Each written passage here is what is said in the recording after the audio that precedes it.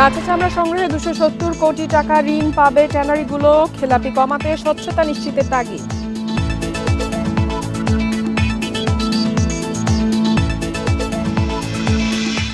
এবার দা বটি, ছুরি, চাপাতির দাম বেড়েছে গড়ে 20%। বেচাকেনা কম, দাবি বিক্রেতাদের।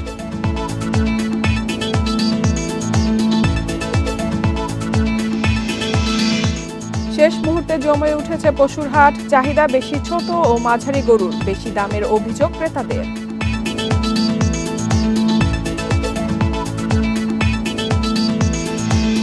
সবাইকে আমন্ত্রণ অর্থনীতি সারাদিনে, আপনাদের সাথে আছি তারা শুনছিলেন শিরোনাম, এবারে জানাবো বিস্তারিত। কোরবানির ঈদে চামড়া কেনা ও সংরক্ষণে ট্যানারিগুলোকে 270 কোটি টাকা ঋণ দেবে ব্যাংকগুলো, যা গত বছরের চেয়ে 10 কোটি টাকা বেশি। যদিও তা প্রয়োজনের চেয়ে কম বলছেন ব্যবসায়ীরা। চামড়া খাতে খেলাপি কমাতে ঋণ বিতরণে স্বচ্ছতা ও জবাবদিহি নিশ্চিতের তাগিদ দিয়েছেন অর্থনীতিবিদরা। প্রতি বছর যে পরিমাণ পশুর চামড়া সংগ্রহ হয় তার অর্ধেকের বেশি আসে কোরবানির ঈদে। এবারও চামড়া সংগ্রহে আগেভাগেই প্রস্তুতি নিয়েছেন ব্যবসায়ীরা। ট্যানারি মালিকরা প্রতি বছর নিজস্ব মূলধনে ব্যবসা করলেও কোরবানির ঈদে নগদ অর্থের জন্য বিশেষ ঋণের প্রয়োজন হয়। এবার তাদের চাহিদা মেটাতে সবচেয়ে বেশি ঋণ দেবে 4টি রাষ্ট্রায়ত্ত ব্যাংক, সোনালী, জনতা, রূপালী ও অগ্রণী। বাকি ঋণ দেবে বেসরকারি ব্যাংকগুলো। এ ঋণের পরিমাণ গত বছরের চেয়ে 10 কোটি টাকা বেশি হলেও চাহিদা মতো অর্থ না পাওয়ার অভিযোগ ট্যানারি মালিকদের। 1,500 থেকে 2,000 কোটি টাকার বাজার, সেই বাজারে কিন্তু এটা আসলে কোনোভাবে আপনার প্রভাব পড়বে না। যে অনেকেই কিন্তু ক্লাসিফাইড হয়ে গেছে, সঠিকভাবে সঠিক সময়ে টাকা পরিশোধ করতে পারে নাই, তাকে আর রিফাইন্যান্স করা হয়নি। এর ফলে দেখা গেছে যে মাত্র 10 থেকে 15টি প্রতিষ্ঠান আপনার এই সুবিধাটা পায়, বাকি প্রতিষ্ঠানগুলো আপনার এই সুবিধা নিতে পারে না। ব্যবসায়ীরা বলছেন, সাভারে চামড়া শিল্প স্থানান্তরের পর উৎপাদনে যাওয়ার মতো সক্ষমতা অনেকের ছিল না। এতে ব্যবসা হারিয়ে খেলাপি হয়ে যান অনেকে। খেলাপি বাড়ায় চামড়া খাতের ব্যবসায়ীদের ঋণ দিতে আগ্রহ কমিয়েছে ব্যাংকগুলো। আমাদের ইউরোপ মার্কেট বন্ধ হয়ে যাওয়ার কারণে আমরা কিন্তু লেদারগুলো খুব বেশি স্টক করতে হচ্ছে। স্টক করার কারণে আমাদের ব্যাংকের দিকে আমাদের অবশ্যই ঝুঁকতে হচ্ছে।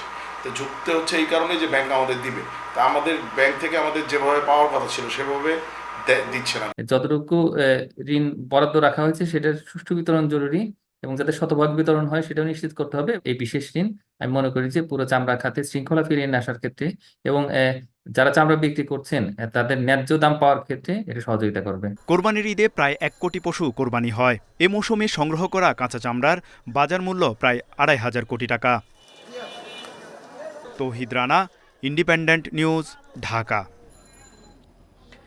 এদিকে প্রতিকূল পরিস্থিতিতে মৃত প্রায় খুলনার কাঁচা চামড়ার ব্যবসা, টিকে আছেন হাতে গোনা কয়েকজন ব্যবসায়ী। পুঁজি সংকটে ধুঁকছেন তারাও। ট্যানারি মালিকদের কাছে বকেয়া আদায় করতে না পেরে বিপাকে তারা। এমন পরিস্থিতিতে বেড়েছে চামড়া পাচারের আশঙ্কা। কোরবানির ঈদ এলেই খুলনার শেরেবাংলা রোডের চামড়া পট্টিতে বাড়ে ব্যস্ততা। তবে চিরচেনা রূপের সঙ্গে বর্তমান সময়ের পার্থক্য অনেক। আগে যেখানে 50 থেকে 60 জন ব্যবসায়ী চামড়া বেচাকেনা করতেন, এখন সেখানে ব্যবসায়ীর সংখ্যা 10 থেকে 15 জন। বাজার পরিস্থিতির কারণে 2000 সালের পর থেকে কমতে থাকে চামড়া ব্যবসায়ীর সংখ্যা। যারা টিকে আছেন ট্যানারি মালিকদের কাছে বকেয়া আদায় না হওয়ায় পুঁজি সংকটে ধুঁকছেন তারাও। এখন কোরবানির ঈদের মৌসুমে 20 থেকে 30 হাজার চামড়া সংগ্রহ করতে পারেন শেরেবাংলা রোডের চামড়াপট্টির ব্যবসায়ীরা।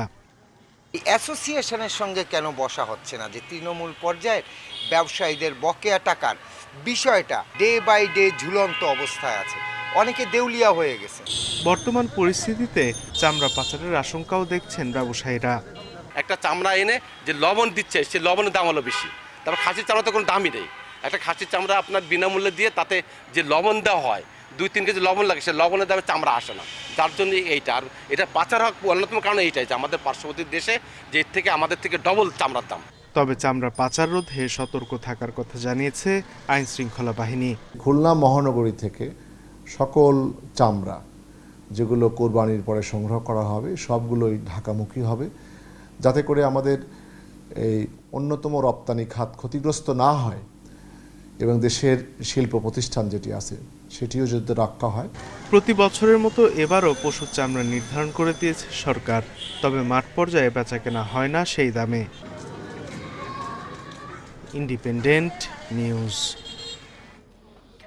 কোরবানির ঈদ উপলক্ষে শেষ সময়ে বেচাকেনা বেড়েছে পশুর মাংস কাটার ছুরি, চাকু সহ নানা সরঞ্জামের। লোহা, কয়লা ও মজুরির দাম বাড়ায় নতুন দা, বটি, ছুরি, চাপাতির দাম বেড়েছে গড়ে 20%। বিক্রেতারা বলছেন তুলনামূলকভাবে এবার ক্রেতা অনেক কম। শেষ সময়ে জমে উঠেছে রাজধানীর দাবটি চাপাতির বাজার। কেউ বা আবার শেষ মুহূর্তে শান দিচ্ছেন পুরনো ছুরি, দাবটি। গেল মৌসুম থেকে এবার দাবটির দাম ঊর্ধ্বমুখী। বিক্রেতারা বলছেন লোহার দাম বেড়েছে, নতুন পণ্যের চাহিদাও বেড়েছে। তবে দাম বাড়ায় বিপাকে ক্রেতারা। মানভেদে দাবটি বিক্রি হচ্ছে 400 থেকে 800 টাকায়, চাপাতি বিক্রি হচ্ছে 500 থেকে 1000-এ, আর চামড়া ছাড়ানো ছুরি বিক্রি হচ্ছে 100 থেকে 300 টাকায়। ফলে ব্যস্ততা বেড়েছে বিক্রেতাদের। গড়ি গতবার কিনলাম 250, এবার সেগুলি 400, 500, 550, অনেক দাম। বটি একটা কিনেছি 700 টাকা কেজি হিসাবে, আর একটা ছোট ছুরি কিনেছি, ওটাও 700 টাকা। এগুলো হলো ওনারা বলতেছে যে এটা হলো যে ভালো লোহাটা। এতবার মোটামুটি বিক্রি ভালো হয়েছিল, তাতে লোহা লস্করের দাম একটু কম আসছিল। এবার লোহা লস্করের দাম বেশি, কয়লার দাম বেশি, গরম। এবার মাইন্সের নতুন মালটা কম টানতে। কাবাডি 700-800 টাকা কেজি, লোহার দাম বড় করে 100 টাকা। মজুরি হলো আসল মেন, কয়লা এক বস্তা 1500 টাকা। পশুর জন্য খড় ভুসি কিনছেন অনেকে। বছরের ব্যবধানে গোখাদ্যেরও দাম বেড়েছে। কেজিতে ভুসি 60 টাকা, খৈল 80 টাকা দরে মিলছে।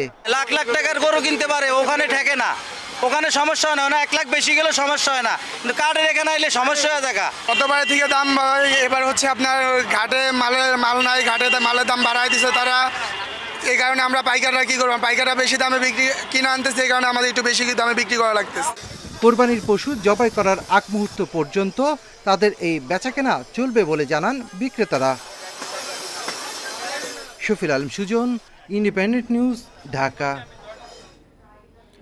আইএমএফের নির্বাহী পরিষদের বৈঠকে বাংলাদেশের ঋণের তৃতীয় কিস্তির অর্থ ছাড়ের বিষয়টি উপস্থাপন করা হবে। এ বৈঠক আগামী 24 জুন অনুষ্ঠিত হওয়ার কথা রয়েছে। অনুমোদন হলে পরবর্তী 2-1 দিনের মধ্যে অর্থ ছাড় হবে। এবার তৃতীয় কিস্তি বাবদ $115 কোটি 20 লাখ দেওয়ার প্রস্তাব করা হয়েছে। টাকার বড় ধরনের অবমূল্যায়নের কারণে কিস্তির অর্থ বেড়েছে। এর আগে ঋণের কিস্তির অর্থ ছাড়ের বিষয়ে আইএমএফের দেয়া শর্ত বাস্তবায়ন ও অর্থনৈতিক সংস্কারের অগ্রগতি দেখতে গত 24 এপ্রিল সংস্থাটির একটি মিশন ঢাকায় আসে। তারা 8 মে পর্যন্ত সরকারের বিভিন্ন সংস্থার সাথে বৈঠক করে শর্ত বাস্তবায়নের অগ্রগতি ও ভবিষ্যৎ সংস্কার কার্যক্রম সম্পর্কে জানতে চায়। গত বছরের 31 জানুয়ারি আইএমএফ বাংলাদেশের জন্য $470 কোটি ঋণ প্রস্তাব অনুমোদন করে। এর মধ্যে 2 কিস্তিতে $116 কোটি ছাড় করা হয়েছে।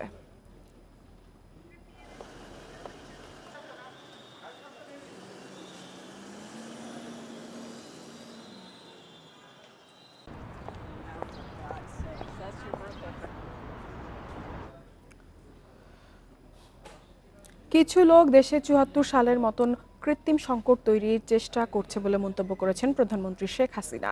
সকালে গণভবনে কৃষক লীগের বৃক্ষরোপণ কর্মসূচির উদ্বোধনী অনুষ্ঠানে এই মন্তব্য করেন তিনি। পরিবেশ রক্ষায় সবাইকে এগিয়ে আসার আহ্বানও জানান প্রধানমন্ত্রী।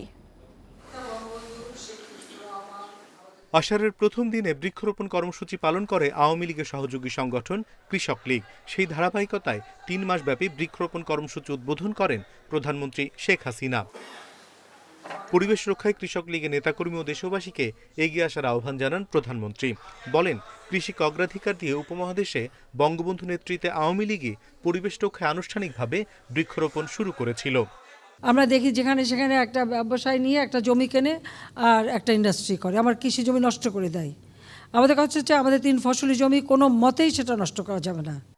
সেচ ব্যবস্থাকে সোলার প্যানেলের আওতায় আনার চিন্তাভাবনা চলছে বলে জানান প্রধানমন্ত্রী। এ সময় কোরবানির বর্জ্যে যাতে পরিবেশ দূষণ না হয় সেজন্য সবাইকে সতর্ক করেন তিনি। যেখানে যেখানে এই কোরবানি করে জায়গা যেন নষ্ট না হয়, নোংরা না হয়, সেদিকে লক্ষ্য রাখতে হবে। শেখ হাসিনা বলেন, দেশের গণতান্ত্রিক ধারা নষ্ট করেছিল অবৈধভাবে ক্ষমতা দখলকারীরা। কিছু লোক 74 সালের মতো এখনো দেশে কৃত্রিম সংকট তৈরির চেষ্টা করছে। আমাদের খুব তিক্ত অভিজ্ঞতা 74 সালে নগদ টাকা দিয়ে কেনা খাদ্য কিন্তু আসতে দেয়নি, কৃত্রিমভাবে সেখানে একটা দুর্ভিক্ষ সৃষ্টি করা হয়েছিল। সেটা বঙ্গবন্ধু শেখ মুজিবকে যেভাবে হোক মানুষের কাছ থেকে বিচ্ছিন্ন করতে, আর সেটাও যখন সফল হয়নি তারপরেই তো 15 আগস্ট ঘটালো। এখনও কিছু লোকের কিন্তু সেই চেষ্টাটাই আছে। প্রধানমন্ত্রী বলেন, বৃক্ষ নিধনকারী জিয়াউর রহমানের ধারাবাহিকতায় আন্দোলনের নামে বিএনপি নেতারাও গাছ ধ্বংস করছে। সেই এয়ারপোর্ট থেকে একবারে বাংলা একাডেমি হয়ে ইউনিভার্সিটি পর্যন্ত আইল্যান্ডের মধ্যে সেই কৃষ্ণচূড়া গাছ যখন ফুটতো, অপরূপ রূপে আমাদের এই শহরটা জেগে উঠত। জিয়াউর রহমান এক এক করে সব গাছগুলি কেটে ফেলে দেয়। বৃক্ষরোপণ ও পরিবেশ রক্ষায় অবদানের স্বীকৃতি হিসেবে কৃষক লীগের 25 জনের হাতে পুরস্কার তুলে দেন আওয়ামী লীগ সভাপতি। পরে গণভবন চত্বরে গাছের চারা রোপণ করেন তিনি। অনিমেষ কর, ইন্ডিপেন্ডেন্ট নিউজ, ঢাকা। কোরবানির আর মাত্র একদিন বাকি। সারা দেশের হাটগুলোতে জমে উঠেছে কোরবানির পশুর হাট। চাহিদার চেয়ে পশুর সরবরাহ বেশি। ক্রেতাদের অভিযোগ, অতিরিক্ত দাম হাঁকছেন বিক্রেতারা। হাটের সার্বিক নিরাপত্তায় নেওয়া হয়েছে নিশ্ছিদ্র নিরাপত্তা। জাল টাকা রোধে রয়েছে কঠোর নজরদারি। শেষ মুহূর্তে কোরবানির পশুর হাটে ক্রেতা বিক্রেতার ভিড় বেড়েছে। বড় গরুর চেয়ে মাঝারি গরু কিনতেই বেশি আগ্রহ ক্রেতাদের। রাজশাহী নগরীর সবচেয়ে বড় পশুর হাট সিটি হাট। এখানে 5 থেকে 8 মণ ওজনের গরু 1.5 লাখ থেকে 3 লাখ টাকা, আর মাঝারি আকারের গরু মিলছে 80,000 থেকে 1,20,000-এর মধ্যে। গরুর দাম একটু বেশি, এখন বুঝতে পারছেন বাজার খাবার দাম বেশি। 1 লাখের নিচে সেটা গরু চাই 1.5 লাখ টাকা, ওজন হবে ধরেন 3 মণ, চা বসতে মনে করেন 4 মণের দাম। চট্টগ্রামে পশুর হাটে জমজমাট বেচাকেনা। বাজারে ছোট বড় মাঝারি আকারের গরু এনেছেন ব্যাপারীরা। মনে হচ্ছে প্রাইস আগের তুলনায় অনেক বেশি, মানে মানুষের নাগালের বাইরে বলে মনে হচ্ছে। বরিশালে কোরবানির হাটে পর্যাপ্ত পশু থাকলেও দাম বেশি। একই অবস্থা জামালপুরেও। গতবার অনেক বেশি। গরুর ব্যাপারীরা যেভাবে দাম চাচ্ছে, আমাদের প্রতি উত্তরে দাম বলতেই ভয় লাগছে। খুলনায় সাধ্যের মধ্যে পশু কিনতে ভিড় করছেন ক্রেতারা। বগুড়ার শেরপুরে ক্রেতাদের পছন্দের তালিকায় ছোট ও মাঝারি গরু। 50 কেজি 60 কেজি সকলে নিয়ে যাচ্ছে, আর বড় গরুগুলো ধরতে খুব সমস্যা হচ্ছে। হাটে পশু চিকিৎসায় সবসময় সহায়তার কথা জানায় প্রাণী সম্পদ অধিদপ্তর। এবং এখানে আমাদের প্রত্যেকটা হাটেই কিন্তু একটা ভেটেরিনারি মেডিকেল টিম থাকবে, এবং এই ভেটেরিনারি মেডিকেল টিম মূলত ওখানে আসার পথে বা কোনো কারণে যদি কোনো গরু আহত হয় বা ইনজুর্ড হয়, সেক্ষেত্রে তাদের সেবা প্রদান করবে। পশুর হাটের নিরাপত্তা ব্যবস্থা জোরদার করা হয়েছে। অনেক হাটে জাল টাকা শনাক্তে মেশিন বসিয়েছে পুলিশ। সোহেলি জাহান, ইন্ডিপেন্ডেন্ট নিউজ। জমে উঠেছে রাজধানীর কোরবানির পশুর হাট। সকাল থেকেই হাটগুলোয় চলছে ক্রেতা বিক্রেতাদের দর কষাকষি। বিভিন্ন হাট ঘুরে পছন্দের গরু ছাগল বাছাই করছেন তারা। শেষ মুহূর্তে ঝক্কি এড়াতে আগে ভাগেই কেনার কথা জানাচ্ছেন অনেকে, তবে দাম বেশি বলে অভিযোগ করছেন ক্রেতারা। বিক্রেতারা জানান, হাটে বেশি গরুর চাহিদা বেশি, ছোট ও মাঝারি গরুর বিক্রিও ভালো। বেলা বাড়ার সাথে সাথে বিক্রি আরও বাড়তে পারে বলে আশা তাদের। এদিকে দুশ্চিন্তায় পড়েছেন বড় গরুর মালিকরা। দাম করলেও কেনায় আগ্রহ কম বলছেন তারা। রাজধানীর 20টি অস্থায়ী হাটে কোরবানির পশু বিক্রি চলছে। এবার ঢাকায় গরুর চাহিদা প্রায় 25 লাখ। হচ্ছে মোটামুটি 8 লক্ষ টাকা বলিছে, কিন্তু ওই টাকা তো আর গরু দেওয়া যায় না। যে টাকা খরচ করা হচ্ছে তো মানে হাফ টাকা বলিছে। আজ দিন দেখা যাক, দেখে হয়তো রাত্রে ছাড়বো, এখন যে দামে হোক। দাম দর ভালো পাচ্ছে না, আর গরু আনছিলাম 22টা, এই গরু 105, তাহলে দেন দাম কেবা পাচ্ছি। এবার দাম রিজনেবল, ভালো লাগলো, এবং এখানে ডিসিপ্লিনও ভালো, প্রচুর গরু। ছোট বেশি মাঝারি গরুগুলো একটু বেশি দাম আর কি, বড় গরুগুলো একটু সস্তায় পাওয়া যাচ্ছে। এই মুহূর্তে রাজধানীর মেরাদিয়া পশুর হাটে রয়েছে সহকর্মী বনি ইবনে কামাল। সরাসরি চলে যাচ্ছে তার কাছে। বনি, পশুর হাটে এখন কি অবস্থা? শেষ মুহূর্তে বেচাকেনা কিরকম চলছে এবং দাম নিয়ে ক্রেতা বিক্রেতারা কি বলছে?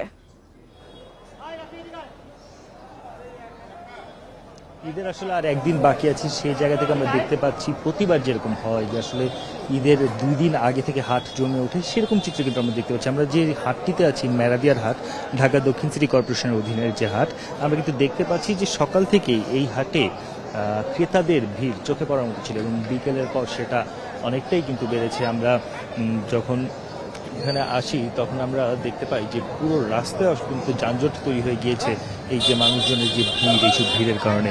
সবচেয়ে বড় বিষয় হচ্ছে যে আমরা গতকালকে যেটা দেখেছিলাম গরুর দাম যেমন ছিল বা বিভিন্ন পশু ছাগলের দাম যেমন ছিল, সেটা থেকে কিন্তু আজকে দামটা কিছুটা পড়তে শুরু করেছে। অর্থাৎ আমরা যদি আজকে সকালের কথা বলি, সকালেও দেখেছিলাম যে গরুর দাম কিছুটা কমছে এবং তার ধারাবাহিকতা কিন্তু এখনো অনেকটাই বজায় রয়েছে। আমরা যে জায়গাগুলোতে আছি আমরা দেখতে পাচ্ছি যে রাজধানী যারা পশু ক্রেতা বা গরু কিনতে যাচ্ছেন তাদের বেশিরভাগই কিন্তু চাহিদা রয়েছে ছোট গরু এবং মাঝারি গরুর দিকে। এই ছোট এবং মাঝারি গরুর দামও কিন্তু কিছুটা কমেছে এবং বড় গরুর দামগুলো মোটামুটি ভালোই কমেছে বলে কিন্তু আমরা এখন পর্যন্ত দেখতে পাচ্ছি। সবচেয়ে বড় বিষয় হচ্ছে যে এইবার যেহেতু আফতাবনগরে হাট হচ্ছে না, সেক্ষেত্রে আফতাবনগরে যে গরুগুলো আসতো বা যে ব্যাপারীরা গরু নিয়ে আসতেন সেগুলো কিন্তু আমরা দেখতে পাচ্ছি মেরাদিয়া হাট অথবা তেজগাঁয়ের যে হাট আছে সেগুলোতে ছড়িয়ে পড়েছে। এখন পর্যন্ত আমরা ক্রেতাদের সঙ্গে যতটুকু কথা বলছিলাম, ক্রেতারা কিন্তু বলছিলেন যে হাটের পরিস্থিতি গতকাল বা তার আগের দিনের চেয়ে কিছুটা উন্নতি হয়েছে, অর্থাৎ দামের দিক থেকে কিছুটা কমেছে বলে তারা জানাচ্ছেন। তবে এখন আসলে খুব বেশি পছন্দসই হচ্ছে না। মানুষ যারা ক্রেতা রয়েছেন তারা আসছেন এবং তারা চেষ্টা করছেন হচ্ছে দরদাম করে গরু কেনার। তবে এই হাটে কয়েকজন বিক্রেতাদের সঙ্গে আমাদের কথা হচ্ছিল বা ব্যাপারী যারা রয়েছেন তাদের সঙ্গে কথা হচ্ছিল, তারা কিন্তু আমাদেরকে বলছিলেন যে প্রায় বনি এখন পর্যন্ত ভারত থেকে অথবা অন্যান্য পার্শ্ববর্তী দেশগুলো থেকে কি হাটে গরু এসেছে, নাকি দেশি গরু দিয়েই আমাদের চাহিদা পূরণ করা যাবে এবার?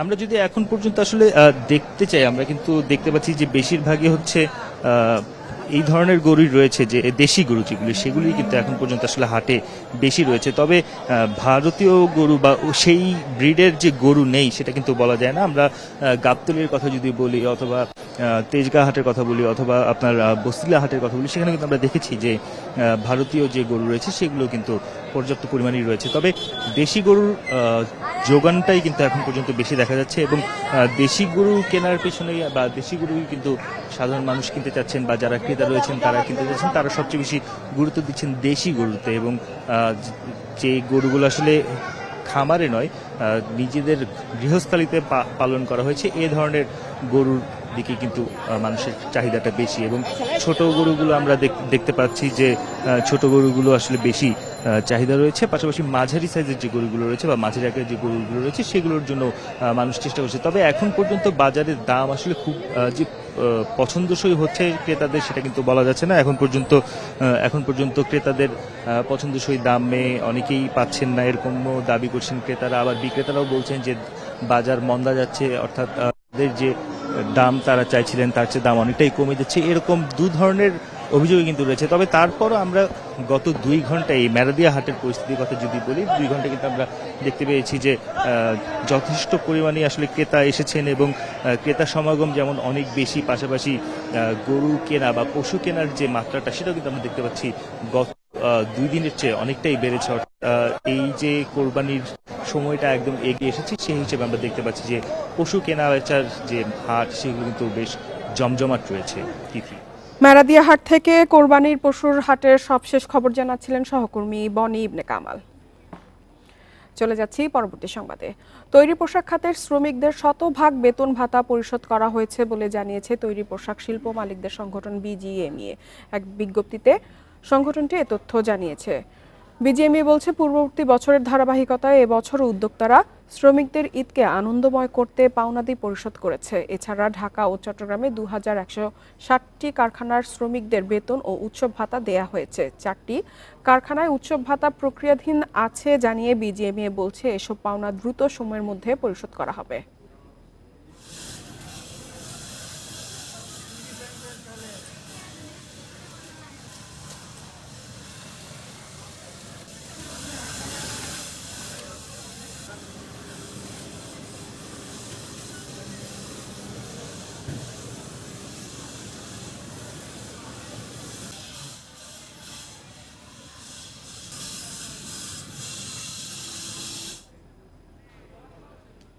আর এই ছিল অর্থনীতি সারাদিনের আজকের আয়োজনে। ইন্ডিপেন্ডেন্ট টেলিভিশনের সব খবর আরো জানতে চোখ রাখুন ফেসবুক, ইউটিউব এবং এক্সে। আমন্ত্রণ আমাদের পরবর্তী